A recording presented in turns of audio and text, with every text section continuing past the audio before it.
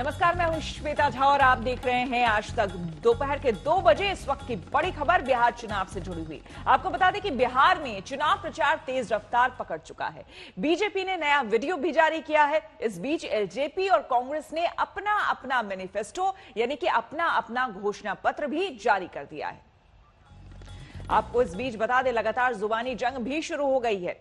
LJP Nitish Kumar पर वार कर रही है तो नीतीश कुमार भी बढ़ चढ़कर चिराग पासवान पर तीखे वार चला रहे हैं। और इस बीच देखिए, मैनिफेस्टो जारी हो चुका है और कांग्रेस का साफ तौर पर कहना है कि उनका मैनिफेस्टो सिर्फ वादे नहीं है बल्कि ये हकीकत है, ये वो सच्चाई है जो वो जमीनी स्तर पर करके दिखाएंगे। इस बीच चिराग पासवान पहली बार अपने पिता के बगैर चुनावी मैदान में उतर रहे हैं।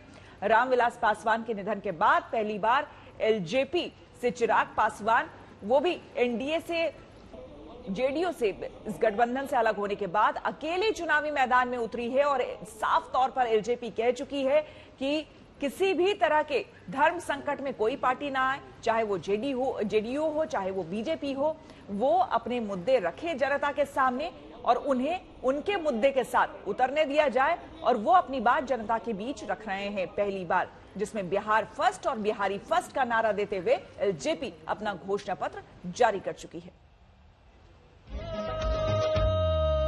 सुना हो बिहार के भैया, दीदी चाची सब रहवैया। ए हो सुना हो बिहार के भैया, दीदी चाची सब रहवैया। लोकतंत्र के रखवैया, सुना हो बिहार के भैया। ए हो बिहार के चुनाव में कुछ हो या ना हो, गीतों की भरमार है। दादी हो, ये बीजेपी का नया प्रचार वीडियो है जिसमें वादों की बयार है।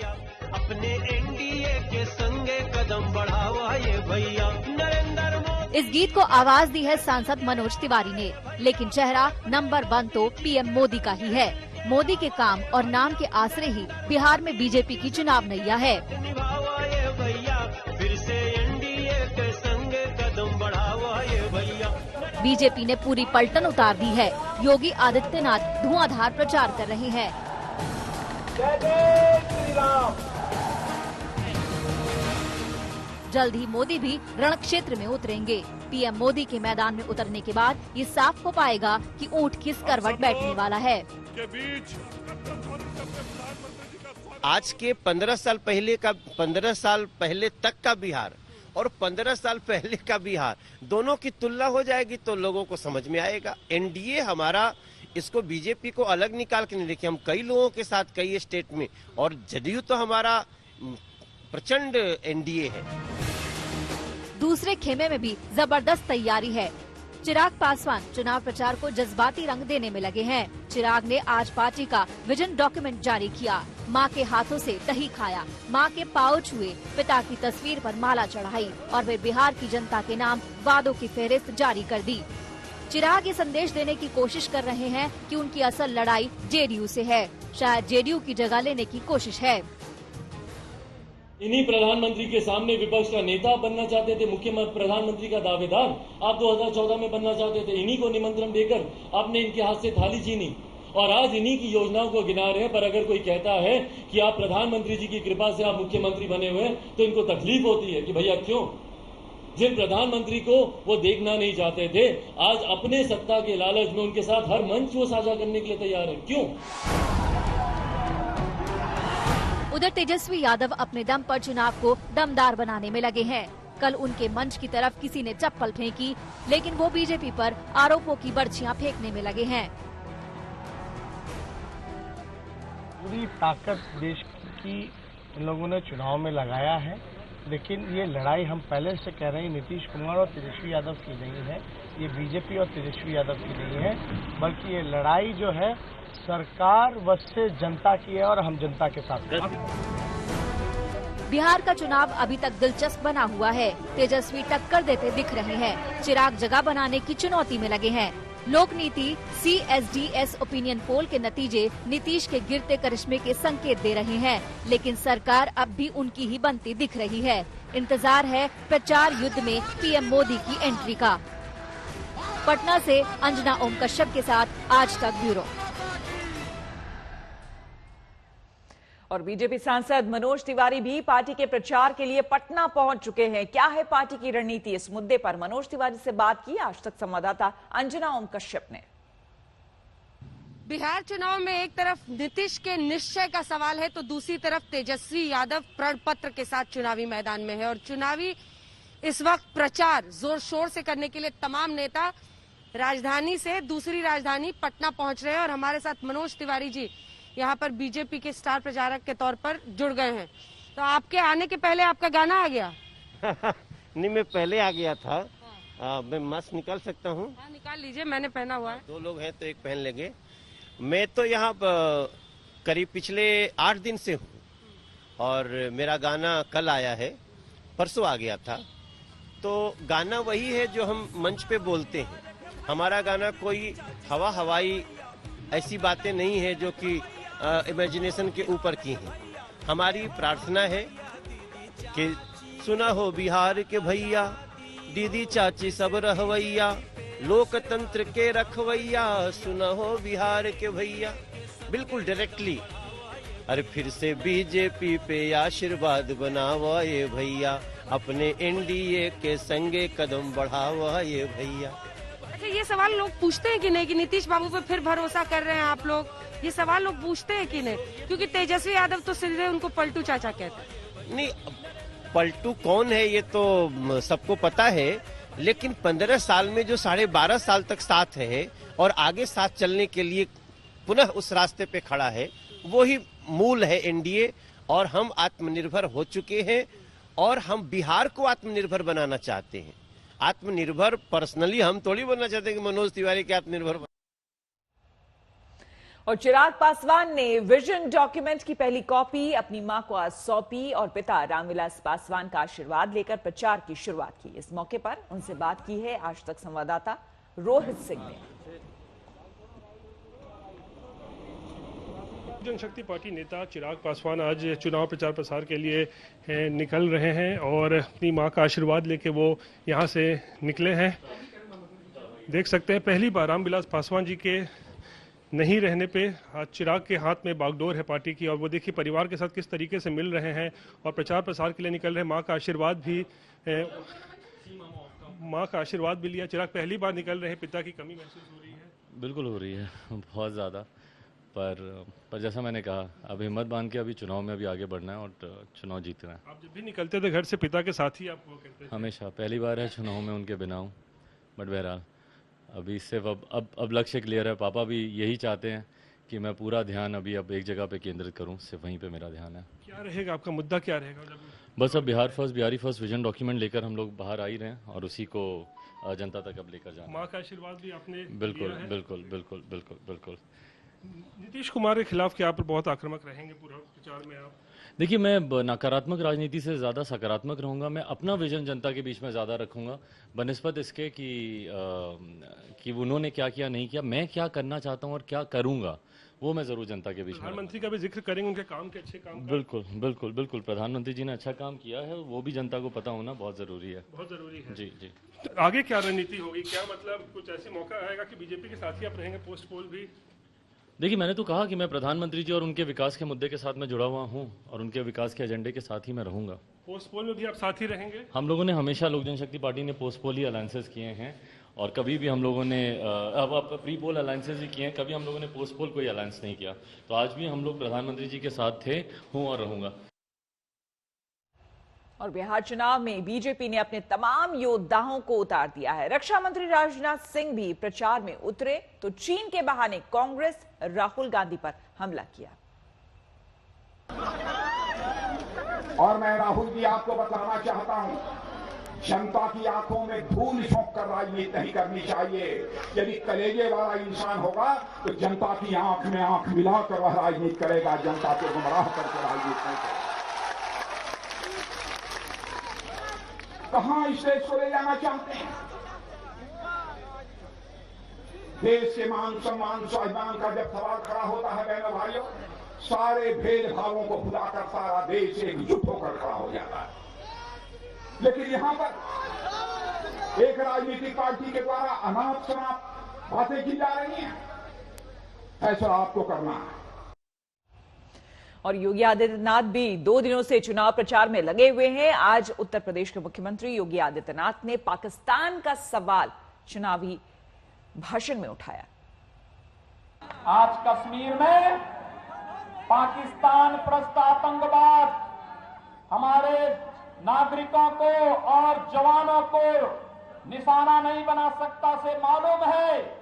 इससे पहले कि उसकी कुत्सित मंशा किसी नागरिक और किसी जवान को निशाना बनाएगी, भारत के बहादुर जवान उसका काम तमाम कर देंगे। पाकिस्तान के प्रधानमंत्री भीगी बिल्ली बनकर के दुनिया के अंदर भाग रहे हैं। उन्हें इस बात का भय है कि अगर कहीं पाकिस्तान प्रस्त आतंकवादियों ने भारत के अंदर कहीं कोई जुर्रत की तो फिर भारत के बहादुर जवान पाकिस्तान के अंदर घुस करके एक नया सर्जिकल स्ट्राइक की घटना का बढ़ाने का कार्य करेंगे। ये है भारत का शौर्य, ये है भारत का पराक्रम। ये कार्य कौन कर रहा है? ये प्रधानमंत्री मोदी जी के नेतृत्व में आज का नया भारत कर रहा है, जिसे प्रधानमंत्री मोदी जी एक भारत श्रेष्ठ भारत कहते हैं। भाइयों बहनों, इस सब के बावजूद कांग्रेस के एक नेता ने अभी हाल ही में पाकिस्तान की तारीफ की। पाकिस्तान का भारत का हितैषी है क्या? क्या पाकिस्तान भारत के हित के बारे में सोचेगा क्या? तो फिर कांग्रेस के नेता पाकिस्तान की तारीफ क्यों कर रहे हैं? बिहार में प्रचार की जंग तेज और तीखी होती जा रही है। बीजेपी अध्यक्ष जेपी नड्डा ने कांग्रेस पर बड़ा सियासी हमला किया। नड्डा ने कांग्रेस को देशद्रोही ठहरा दिया है। कांग्रेस और आरजेडी के गठबंधन को अपवित्र करार देते हुए नड्डा ने टुकड़े टुकड़े गैंग का भी जिक्र कर दिया।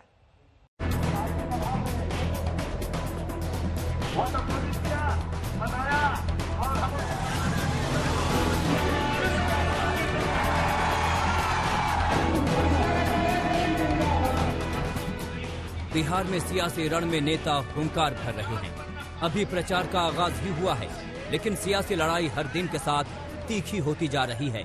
हमले सीधे और तिल मिलाने वाले होने लगे हैं। बीजेपी की तरफ से राष्ट्रीय अध्यक्ष जेपी नड्डा ने कमान संभाल रखी है। नागरिकता कानून पर फिर से तेजी के साथ काम करने के बयान के एक दिन बाद उन्होंने कांग्रेस पर सबसे बड़ा हमला बोला। नड्डा ने सीधे सीधे कांग्रेस को देश विरोधी ठहरा दिया और आरजेडी कांग्रेस और माले के गठबंधन को अपवित्र करार दिया। ये जो गठबंधन है ना, ये माले, ये कांग्रेस, ये आरजेडी, इसको आप साधारण मत लेना। सबसे पहली बात तो ये है कि यह एक अपवित्र गठबंधन है, अपवित्र गठबंधन, अस्वाभाविक गठबंधन है। और ये तीनों के तीनों इस गठबंधन में समाज के प्रेमी नहीं है, समाज को तोड़ने वाले हैं और समाज में अशांति फैलाने वाले हैं। ये बात आपको समझनी चाहिए। मैं कहना चाहता हूं कांग्रेस के सहयोगी संगठन आरजेडी को भी नड्डा ने नहीं बख्शा। टुकड़े टुकड़े गैंग का जिक्र करते हुए नड्डा ने कहा कि तेजस्वी को नहीं पता कि आरजेडी को हाईजैक कर लिया गया है। नाड़ी का नरसंहार याद है ना? आपको याद है कि इचरी में किस तरीके से हमारे राम भक्तों को बीच रास्ते में प्लान तरीके से मारा गया था, याद है ना? ये वही है टुकड़े टुकड़े गैंग, ये वही है लोग जो देश में विध्वंस फैलाते हैं, ये वही है। और सबसे बड़ी बात ये है कि तेजस्वी यादव को तो मालूम ही नहीं है कि आरजेडी तो हाईजैक हो गई। हाईजैक 19 सीटें तो माले ने ले ली, 10 सीटें अपने साथियों को दिला दी और 12 सीटें तो आरजेडी ने अपने मर्जी से कैंडिडेट बदल करके अपने लोगों को डाल दिया है। इसलिए आरजेडी है कहां? पाकिस्तान की तारीफ करके शशि थरूर जैसे नेता कांग्रेस को मुश्किल में डाल चुके हैं और अब बिहार में चुनावी घमासान में नड्डा ने कांग्रेस को सीधे देशद्रोही कहकर जता दिया कि बिहार के चुनावी मैदान में ये तो अभी शुरुआत है। आरा से सोनू सिंह के साथ ब्यूरो रिपोर्ट आज तक। प्रधानमंत्री मोदी ने कोरोना को लेकर यह हिदायत दोहराई कि जब तक दवाई नहीं तब तक ढिलाई नहीं। वहीं उन्होंने वैक्सीन को लेकर भी देशवासियों को आश्वस्त किया। पीएम मोदी ने कहा कि वैक्सीन को जन जन तक पहुंचाने के उपाय किए जाएंगे। जब तक इस महामारी की वैक्सीन नहीं आ जाती, हमें कोरोना से अपनी लड़ाई को रत्ती भर भी कमजोर नहीं पड़ने देना है। इस चेतावनी के साथ ही पीएम मोदी ने अपने बयान से उम्मीद भी जगाई। दुनिया ही नहीं, देश में भी वैक्सीन बनाने को लेकर युद्ध स्तर पर काम जारी है। देश में भी कई स्तर पर वैक्सीन बनाने का काम चल रहा है। ऐसी उम्मीद है कि अगले साल तक देश में कोरोना का टीका आ सकता है। देश के स्वास्थ्य मंत्री हर्षवर्धन ने कहा है कि सीरम इंस्टीट्यूट ऑफ इंडिया और भारत बायोटेक आने वाले महीनों में इंट्रानेजल यानी नाक के जरिए कोरोना वैक्सीन देने का आखिरी ट्रायल शुरू करेंगे। आखिरी दौर के ट्रायल में आमतौर पर हजारों लोग स्वेच्छा से शामिल होते हैं। इनकी संख्या कभी कभी 30,000 से 40,000 भी होती है। डॉक्टर हर्षवर्धन के मुताबिक अब तक नाक के जरिए वैक्सीन देने का कोई ट्रायल नहीं चल रहा था। स्वदेशी वैक्सीन में वक्त लग सकता है। उससे पहले रूस की कोरोना वैक्सीन स्पुतनिक 5 आ सकती है। भारत में रूसी कोरोना वैक्सीन के क्लिनिकल ट्रायल को भी मंजूरी दे दी गई है। भारतीय दवा महानियंत्रक ने कोरोना वायरस के खिलाफ रूस की वैक्सीन स्पुतनिक 5 के दूसरे और तीसरे चरण के क्लिनिकल ट्रायल के लिए मंजूरी दे दी है। हैदराबाद की डॉक्टर रेड्डीज लेबोरेटरीज यानी DRL और रूस की कंपनी RDIF के बीच भारत में ट्रायल और वितरण को लेकर करार हुआ है। ऐसा ही करार मैनकाइंड फार्मा ने भी किया है। लेकिन वैक्सीन को लोगों तक पहुंचाने के काम पर सरकार का नियंत्रण होगा। पीएम मोदी ने कहा कि भारत वैक्सीन डिलीवरी सिस्टम की पूरी व्यवस्था बनाने में जुटा है। इसके लिए खास कमेटी बनी है। भारत के अलावा दुनिया भर में बनने वाली वैक्सीन पर इस कमेटी की नजर है। इस बीच ये देखना भी दिलचस्प है कि कोरोना वैक्सीन की रेस में कौन आगे है। ऑक्सफर्ड एस्ट्राजेनेका की वैक्सीन पर दुनिया भर की नजरें टिकी हैं। बहुत सारे देशों ने उसकी डोज रिजर्व कराने में दिलचस्पी दिखाई है। अमेरिका की मॉडर्ना अपनी वैक्सीन का फेज 3 का ट्रायल कर रही है। ये mRNA तकनीक पर आधारित है और सेफ पाई गई है। ऐसे में ये भी प्रमुख दावेदार है। कोरोना वैक्सीन की तलाश में 22 अक्टूबर की तारीख बेहद अहम है। इस दिन दुनिया की बड़ी बड़ी फार्मा कंपनियां कोरोना वैक्सीन का सेफ्टी डेटा जारी करेंगी। यानी ये पता चलेगा कि कौन सी वैक्सीन कोरोना से बचाने में कितनी कारगर है। आज तक ब्यूरो। कृषि कानून को लेकर देश भर में घमासान जारी है। सबसे ज्यादा विरोध प्रदर्शन पंजाब में हो रहा है, जहां किसान सड़कों पर हैं। इस बीच पंजाब सरकार ने कानून के खिलाफ राज्य में विधेयक लाने की तैयारी कर ली है।